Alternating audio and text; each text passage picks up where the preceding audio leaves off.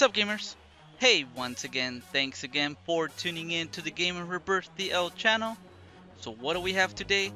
Today we have Sega Genesis for the Nintendo Switch, and we have Game Boy Advance for version 3.0.0.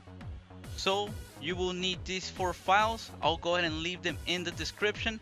So go and get them before you start this tutorial. Just make sure you have your ROMs already saved. You can get some on my Twitter page, some examples. You guys can see I have a few of Game Boy Advance and Sega Genesis. So we'll be testing out the RetroArch emulators. So now we will connect our micro SD card to the PC. And if you have been following my tutorials, you will know how to install the Homebrew. If not, it's really simple. Create a folder named Switch, and then we're going to drag the NRO files, but remember to create a folder called Sega and then another folder called Game Boy Advance or GBA.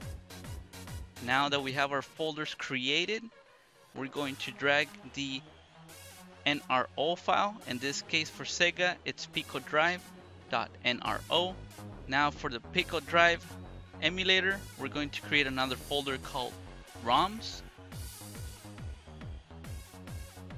Okay, so now we grab our ROMs, and then we're going to go ahead and copy and transfer it to the new folder on the micro SD card.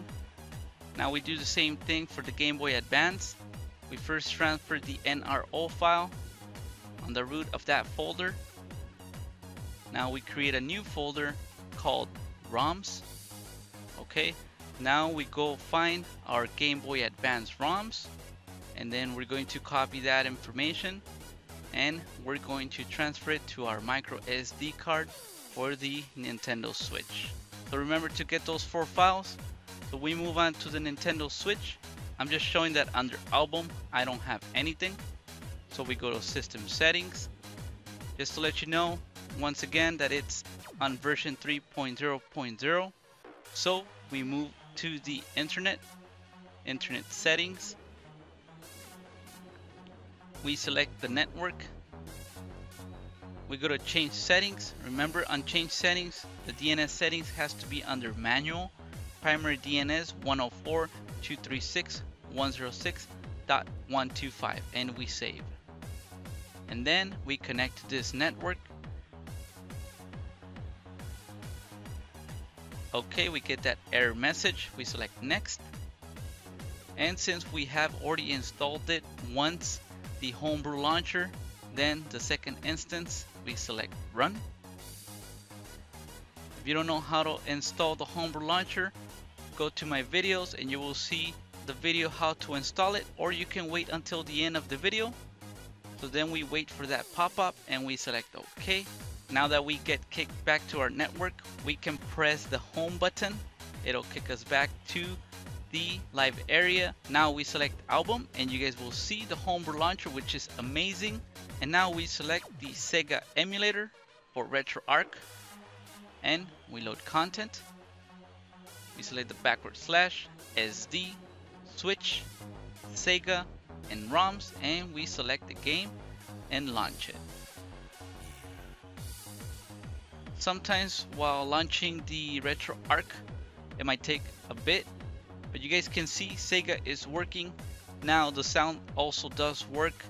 It is pretty nicely synced with the game, and the game it's really good at playing it. So you guys can test it out, which is pretty cool. So if you have any Sega Genesis games, you guys can go ahead and test it out, which is pretty cool on the Nintendo Switch. It runs smooth as well, so it doesn't require that much power to run these games. So now let's test out the Game Boy Advance. We do the same thing. We launch it. We select load content, /SD. We select Switch and Game Boy Advance, ROMs, and we select the game and we launch it. So if you get kicked out, remember that sometimes you might get errors and you will need to run the Homebrew launcher again. But there you guys have it. Right now we're running Mario vs. Donkey Kong, which is amazing. So remember to get these files in the description. So I sped up the video in the beginning, but now you guys can see it is playable. The sound as well works okay on this emulator. So now you can take your games for Game Boy Advance and play them. And I didn't know what to do. I think he sacrificed himself or something. But guys, if this helped, remember to hit like, subscribe, comment, share with your friends. As always, Game and Rebirth out.